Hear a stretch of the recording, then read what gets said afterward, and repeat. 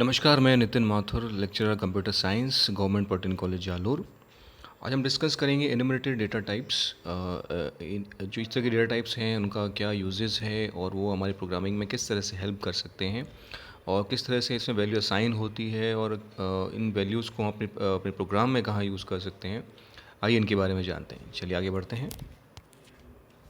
तो जो हैं एनिमेटेड डेटा टाइप्स हैं, इनका एक्चुअली मीनिंग क्या है? बेसिकली अगर आप देखते हैं, जो अभी तो डेटा टाइप हमें मिले हैं, उन डेटा टाइप के लिए हमें वेरिएबल डिक्लेयर करना पड़ता है, चाहे स्ट्रक्चर हो, चाहे पॉइंटर हो, चाहे एरे हो, चाहे सिंपल वेरिएबल हो। बट इन तरह की वैल्यूज़ के लिए हमें देखना होगा कि कहीं भी हमें कोई नाम देना है या हमें कोई कुछ वैल्यू असाइन नेम को असाइन करना है, तो वहाँ पे हम उनकी न्यूमेरिकल वैल्यू को दे सकते हैं। तो न्यूमेरिकल वैल्यूज़ को देने से ये होगा कि आपको बार बार वो जो स्ट्रिंग है या वो जो ग्रुप ऑफ कैरेक्टर्स हैं वो आपको देने की ज़रूरत नहीं है। आपको बस उनकी इनिशियल जो वैल्यूज़ हैं वो आपको देनी है और जिससे आप अपने प्रोग्रामिंग में बहुत आसानी से उनको यूज़ कर सकते हैं। तो देखते हैं क्या है इनका meaning. Enumerated data types is a user defined data types. That means again it is like a structure जिस तरह से user से defined data type है उसी तरह से enum या enumerated data type भी user defined data types हैं। It grabs integer value from the list. ये उस लिस्ट से इंटीजर वैल्यूज़ को ग्रैब करते हैं। दैट मीन्स जो लिस्ट आप उसको असाइन कर रहे हैं उन लिस्ट को वो उन इंटीजर वैल्यू असाइन कर देते हैं। दैट मीन्स जब भी आपको ज़रूरत है तो आप उन वैल्यूज़ इंटीजर वैल्यूज़ को यूज़ करके अपने प्रोग्रामिंग में यूज़ कर सकते हैं। Integer values are actually replace by alphabetic और डिस्क्रिप्टिव नेम्स। तो जो इंटीजर वैल्यूज़ हैं they are replaced by alphabetic और डिस्क्रिप्टिव नेम। तो मैंने कहा अभी कि आप कुछ बड़ा सा नाम देना है किसी का या कुछ आपको स्ट्रिंग देनी है आपको, तो उसकी उनकी जगह आप उन इंटीजर वैल्यूज़ को रिप्लेस कर सकते हैं। It increase the ease of read of the program. ये प्रोग्राम की रीडिंग को आसान बना रहे हैं। यानी जहाँ हमें ग्रुप ऑफ कैरेक्टर्स लिखने हैं या स्ट्रिंग लिखनी है, उस कंडीशन में हमें सिर्फ क्या करना है, एक इंटीजर वैल्यू को देना है।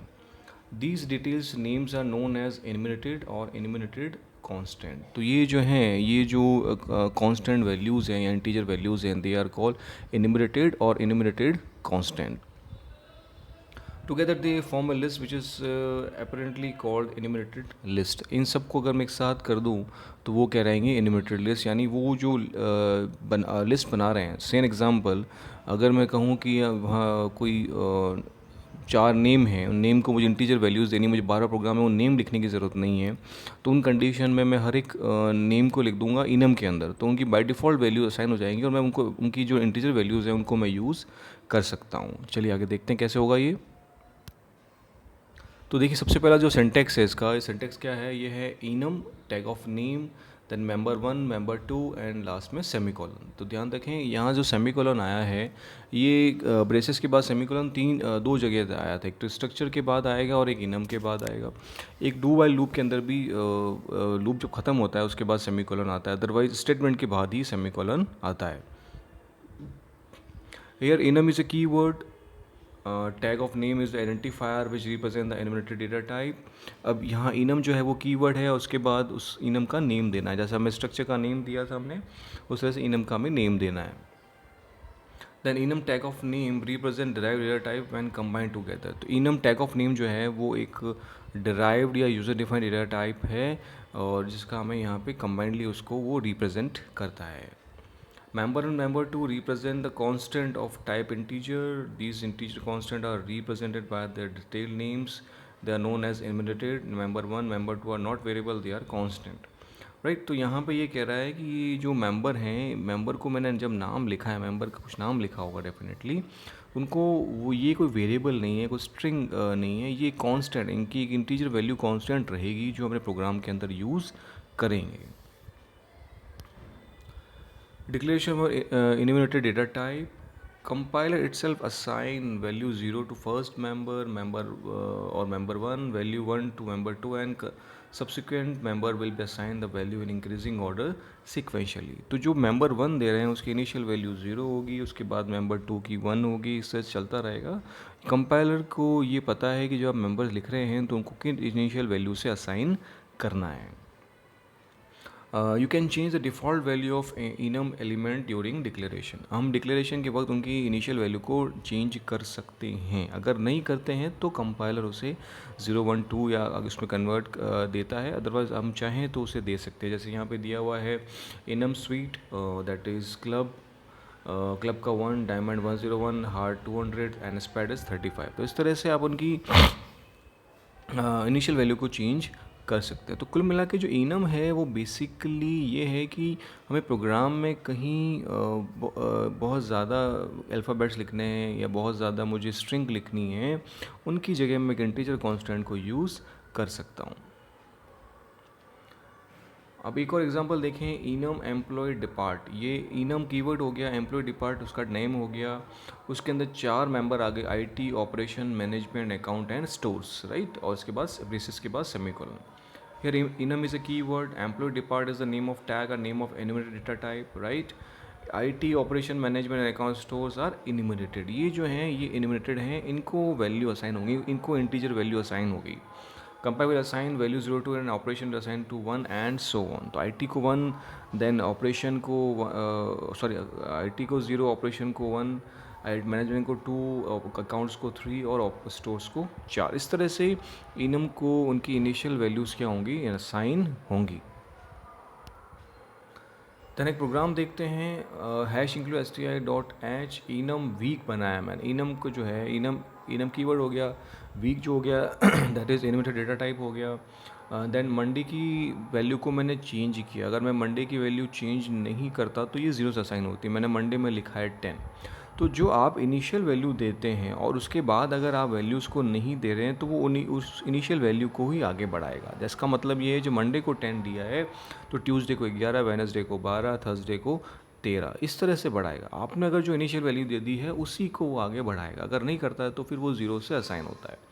देन फ्राइडे को 10 किया, सैटरडे को 16 किया, तो संडे का क्या होगा, 17 होगा। बिकॉज आपने पुराना क्या दिया था, आपने पुराना 16 दिया था, तो अगला वाला जो है वो 17 हो जाएगा। तो कंपाइलर जो है वो आप जो हम नंबर्स उनको इंटीजर कांस्टेंट देंगे उन्हीं को वो आगे कंटिन्यू करेगा। अगर नहीं अगर इस इनिशियली आपने कुछ भी नहीं दिया है तो वो 0 से स्टार्ट करेगा। अगर आपने कुछ दिया है तो उसी वैल्यू को वो आगे बढ़ाएगा। Then enum day, Monday, Tues, Wednes, Thurs, Friday 8 and Saturday 11 and Sunday. तो यहाँ पे देखें, मंडे को 0, ट्यूज को 1, वेनसडे को 2, थर्सडे को 3, फ्राइडे को 18, सैटरडे को 12, तो संडे को हो जाएगा सैटरडे को 11, तो संडे को 12, राइट। तो ये इन्हीं की इनिशियल वैल्यूज़ क्या होगी, इनको असाइन होगी। अब अगर इनको देखते हैं, मेन के अंदर प्रिंट करवाया है परसेंटेज डी, इस तरह से प्रिंट करवाया मंडे ट्यूसडे। पहला जो इनम है वीक, दूसरा इनम है डे। तो जो पहला जो है उसका जो आउटपुट आएगा वो 10 के बाद 10, 11, 12, 13, फिर 10, 16, 17, राइट। तो सेकंड वाले देखें आप, 10, 11, 12, 13, 10, 16, 17, ये पहले वाले वीक का आ गया। सेकंड वाले का जो है वो आपका 0 इसलिए बिकॉज हमने उसको असाइन नहीं किया था। 0, 1, 2, 3, फिर 18 किया था फ्राइडे को, वो सैटरडे 11 और संडे 12। इस तरह से जो वैल्यू आप असाइन करेंगे उन असाइन वैल्यू को इनम आगे लेके जाएगा, राइट। तो हमने देखा कि या तो हम असाइन करें उनकी वैल्यूज़ को, या फिर कंपाइलर उनकी इनिशियल वैल्यूज़ को असाइन करेगा और उनको वैल्यू को प्रोवाइड करेगा, राइट। तो हम जो प्रोवाइड करेंगे वो उसी को कंटिन्यू करेगा, अदरवाइज़ वो 0 से असाइन करेगा। अब एक और प्रोग्राम देखते हैं। इसमें ये था कि इस प्रोग्राम के अंदर आप जो वेरिएबल बनाएंगे उन वेरिएबल की वैल्यू को कैसे वो असाइन यूज़ करेगा। तो enum variable can take only one value. Here is example this demonstrate it. जैसे इनम स्वीट बनाया, club 0, diamond 10, heart 20 and spade thread, और उसका मैंने वेरिएबल बनाया कार्ड, राइट। तो इस जो कार्ड मैंने बनाया वो इनम टाइप का वेरिएबल है। तो उसकी वैल्यू या तो इनमें से कोई एक होगी, क्लब होगी, डायमंड होगी, हार्ट होगी, या फिर स्पेड होगी। तो कार्ड की वैल्यू क्या होगी, क्लब होगी। क्लब की वैल्यू क्या है, 0। तो इसको जब प्रिंट करेंगे तो या इसकी जो इसकी वैल्यू प्रिंट करेंगे तो 0 आएगा। पर जो साइज़ ऑफ जो कार्ड है वो कितना है, देखिए आप, साइज़ ऑफ है 2 बाइट है। 2 बाइट क्यों है, बिकॉज इंटीजर है। इंटीजर इसलिए है कि इनम जो है वो एक वैल्यू को ही असाइन करता है, constant value, integer constant value को ही वो यूज़ करता है। तो इसको जो स्टोर करने के लिए मुझे कितना चाहिएगा, एक ही इंटीजर चाहिएगा। तो इसकी जो साइज़ होगी वो वेरिएबल की सिर्फ इंटीजर की साइज़ होगी, राइट। देन अब आते हैं टाइप डेफ के ऊपर। टाइप डेफ क्या है, type definition, right. Type definition मतलब है कि जो हम उसको जो ओरिजिनली जो डिफाइन कर रखा है उसको हम क्या करें, कुछ देर के लिए चेंज कर दें।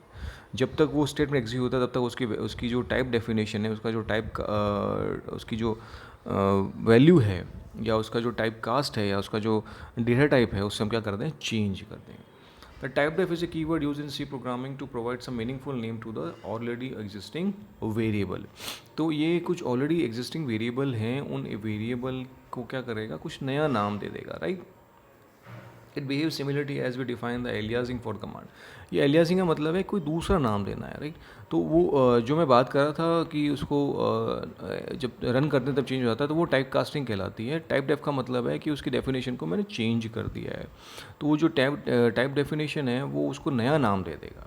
In short, we can say that this keyword is used to redefine the name of already existing variable. तो already existing variable को क्या देना है, नया नाम देना है। उस कंडीशन में हम यूज़ करेंगे टाइप डेफिनेशन का। In the above syntax, existing name is the name of the already existing variable, while aliasing name is another name given the existing variable. तो दूसरा नाम हो गया।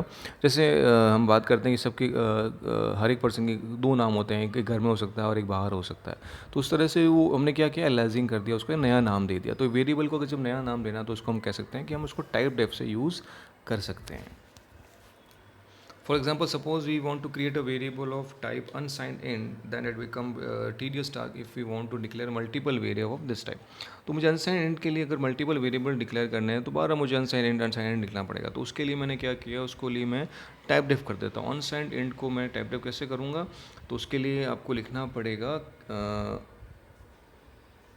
in above statement we have a declared unit variable of the type state unsigned int by using a type def keyword. तो यहाँ लिखेंगे हम type def then unsigned int और unit, right। तो ये हमें लिखना पड़ेगा।